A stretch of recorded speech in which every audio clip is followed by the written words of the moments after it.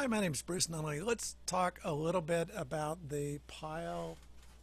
Let's get the box over here. We're going to talk about the Pyle. I always get the name wrong because it's PHDRCB48.5. So the PHDRCB48.5. So we're going to be talking about the Pyle USA. It's a video capture device, and what we're gonna talk about is how do we set that up in OBS. So the Pyle actually comes with instructions on how to set it up in OBS, and so in the box you get a variety of coupons. Make sure that they did send me a small memory card, and so make sure small in a couple of different ways, but the ad says if you do a review for them, then whether the review is good or bad, then they send you a memory card. But there are instructions that specifically talk about how to set the Pyle up in OBS. But what I'm going to do is I'm going to share my screen, and then we're going to go look at OBS Studio for a moment. So you can still see the video, but now you should be able to see my whole OBS Studio. So what I've done is I've created a new scene collection so that I'll have just blank scenes. And normally for my music videos, or if I'm using it with Zoom, and right now you're actually watching this video I'm shooting is over the Pyle itself, and so hopefully in this case it's not through OBS because we're going to be talking about OBS, but it's video on my Canon M50 camera recorded through the Pyle and running through Zoom. That's how I'm shooting this video. And you may notice the video has slight borders at the top of the bottom when it's coming directly from the Pyle, and I'm not perfectly sure why that is, but I see the same thing in OBS, and so we'll talk about that as we go. Okay, so here in OBS, the first thing I would recommend you do is this border down at the bottom. If you're not seeing the two things at the top, put it into studio mode. So if you're just seeing one screen, I would put it into studio mode. If you're brand new to OBS, I am not an OBS expert, but this screen over to the left is your preview screen. So that lets you get stuff together, get ready to present it. The screen over to the right is what your viewers are actually seeing right now. And then this transitions lets you go from the screen to the left to the screen to the right. Now, the way to think about OBS is you prepare scenes, and then scenes have individual sources within them. So you may have a scene that consists of a background, your video, you may want to bring in some things from games, or you may want to bring in music, you may want to bring in a series of images. You know, if you think about like a newscast where you have the person there and a weather person, for example, where the person's there and then there's a chart of the weather and they're highlighting the weather, or a newscaster is describing a story and they're showing images or video from the story. So that would be a scene, the newscaster or the weather person, and then the individual elements of the scene are, the video of the newscaster, the video of the weather person, and then the individual pictures from the scene of the accident or whatever it is that they're describing. So the very first thing I do when I first started OBS, I just started adding sources. But what you actually want to do, and it gives you a default scene, but what you actually want to do is either rename that default scene or create a new scene. So I'm going to create a new scene, and I'm going to call it Pyle. And again, I'm going to get the name wrong because it has this odd name. You'd think I would PHDRCB48.5. PHDRCB48 demo. So that's going to be our scene. So now whatever elements we add into that scene, if we go back to the default scene, they won't be there anymore. And so whichever ones we add to this scene. So the big thing we're going to want to add is the video capture. Now this may not work because I'm using the video with the zoom, and so we may capture my other camera, but we'll see. So we're going to add a video capture device. And you can name it whatever you choose to name it.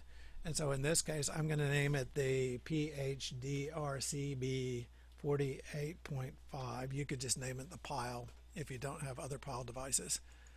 And we want to make it visible. Now it's asking me, hey, what source do you want to use for this video device? And so right now it's looking at my webcam, the Logitech webcam C920.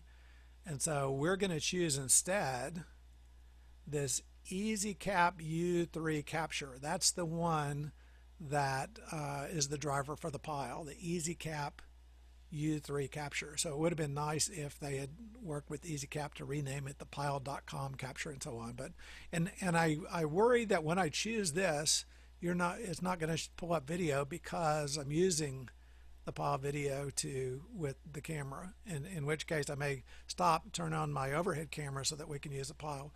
So let's see if it displays. And it's not. So I'm going to stop sharing.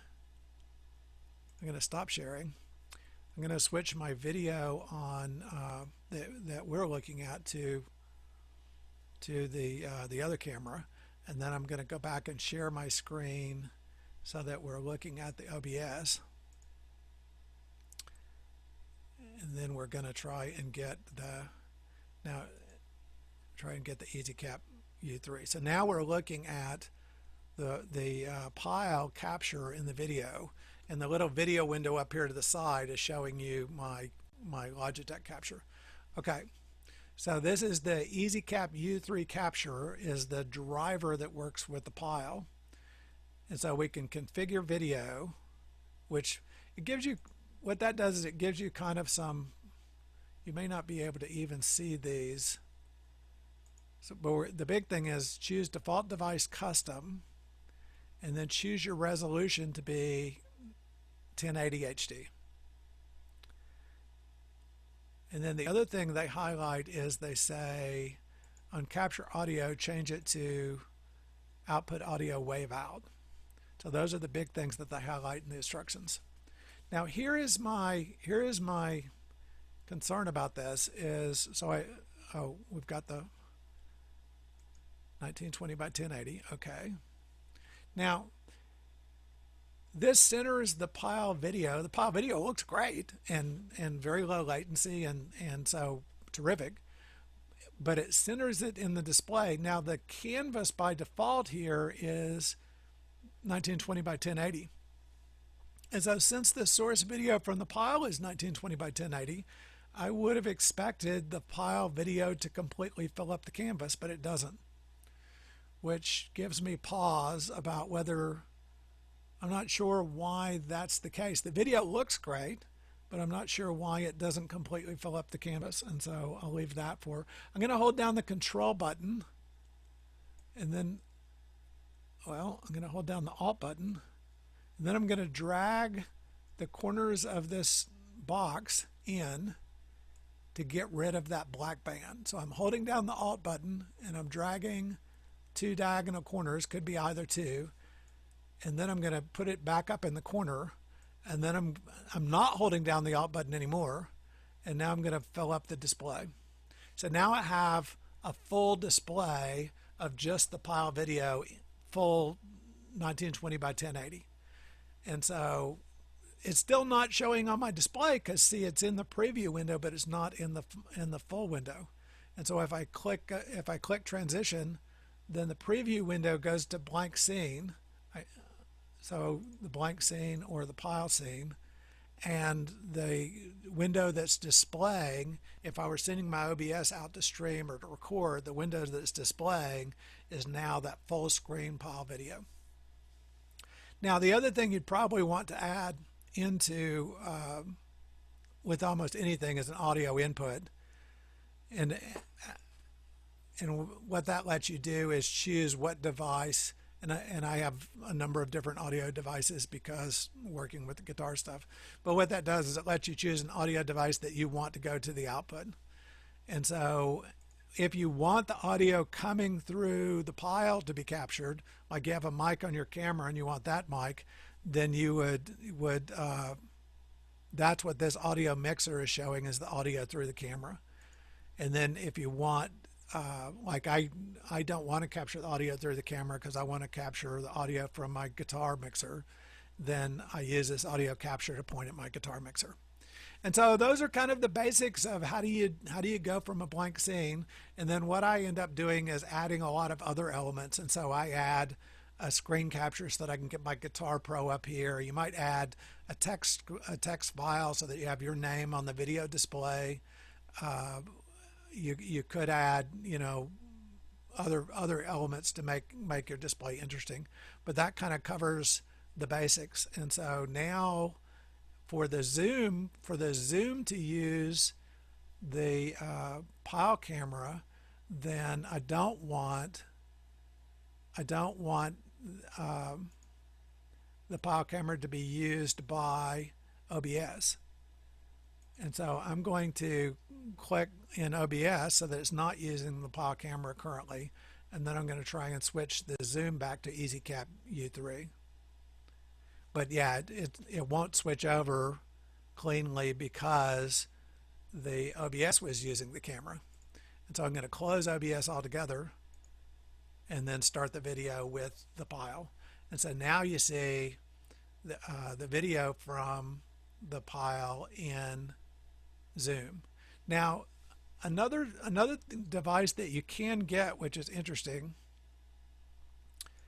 is I'm going to instead of sharing the main screen, I'm going to switch over to, well, I've closed OBS, and so let me get OBS started again. Because another thing that they have is called an OBS-camera. It's an add-on to OBS. And so I'm going to go in and start, it's OBS Virtual Cam is what it's called. I'm going to go in and start OBS Virtual Cam.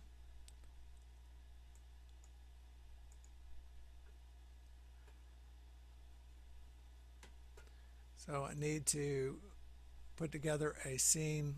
I'll put together my normal OBS that I have running.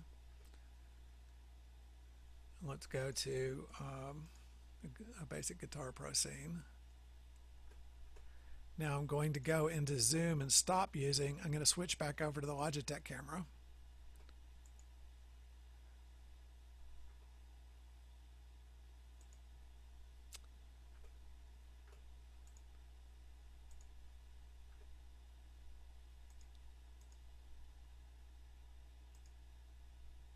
And now what I'm hoping is that I can get OBS to start using the Pyle output, but I haven't gotten it. It may have been upset because Zoom was using it. And so I'm going to change. There it goes.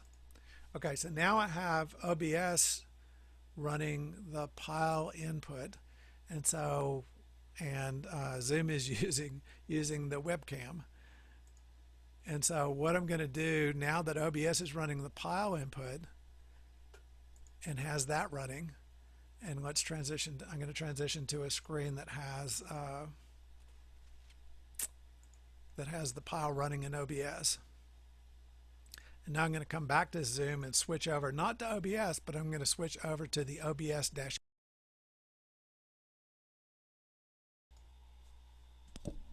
Okay, so what I'm doing right now is I'm running Zoom with my webcam, and OBS is running the Pyle. And so I'm going to share screen to the OBS.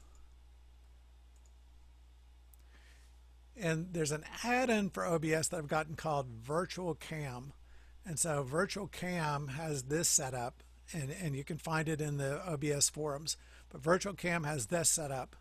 And so what this is going to do is it lets Zoom treat the output of OBS as an input to Zoom. So before we were looking at using the Pyle driver as a camera input to Zoom. So that's one way that you can just see Pyle direct to Zoom. But if you want to see the OBS output of the using the Pyle with OBS and the OBS output to Zoom, then you go get this Virtual Cam add-on, and then I have it automatically run whenever I'm using Zoom. And so I'm going to hit stop sharing on that. And now back in Zoom, I'm going to pick OBS-camera as my video source. And so now what I'm seeing is this is the actual output from OBS in Zoom. And so if I go back over to OBS and I add, and I know this is off screen for you, but if I go back over to OBS and I go back to my normal scenes that I use with my music videos and so on, then I can, add simple elements, like I can transition to show my name up in the corner of the screen, or I can transition to show the a standby screen, for example, and then it comes across in Zoom as whatever you have going on in OBS goes into your Zoom feed. And so you can have whatever scenes you establish in OBS. So OBS effectively becomes your Zoom output. Now, there are a couple of things that they've changed in Zoom. I think partially because they were having trouble with people Zoom bombing, so to speak, where they were rushing, going in and sharing bad things onto people's screens. And so they've made it a little bit harder. They've changed some of the settings in Zoom in order to prevent you from it being so easy to screen share. First of all, they've changed some of the controls over who can screen share, but and I see that name.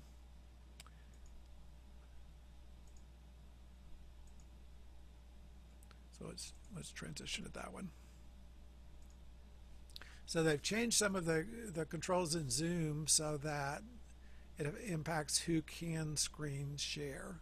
But in the process of maybe tightening up their security, there are a couple of Zoom settings that you need to watch, and they're in the video settings within Zoom.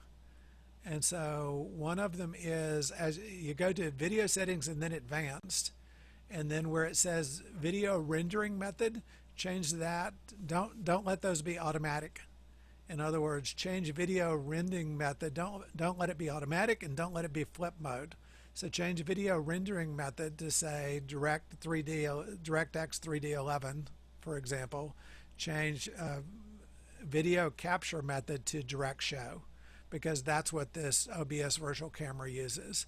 And so they don't. The important thing is that they don't say automatic and they don't say flip. And so, but video rendering method to direct 3D11, not flip mode, just direct 3D11, and video capture method to direct show. And then you should be okay. And then but if you can't get the OBS camera to pull up, then go check your settings. So what you may have to do is switch your Zoom to another camera, or switch your Zoom to another camera, change those video settings, and then come back to the OBS camera. The thing I would say is, if you're using the Pyle as a direct input to Zoom, make sure you don't have the Pyle also running as an input for OBS, because Zoom wants to have complete control over the video input.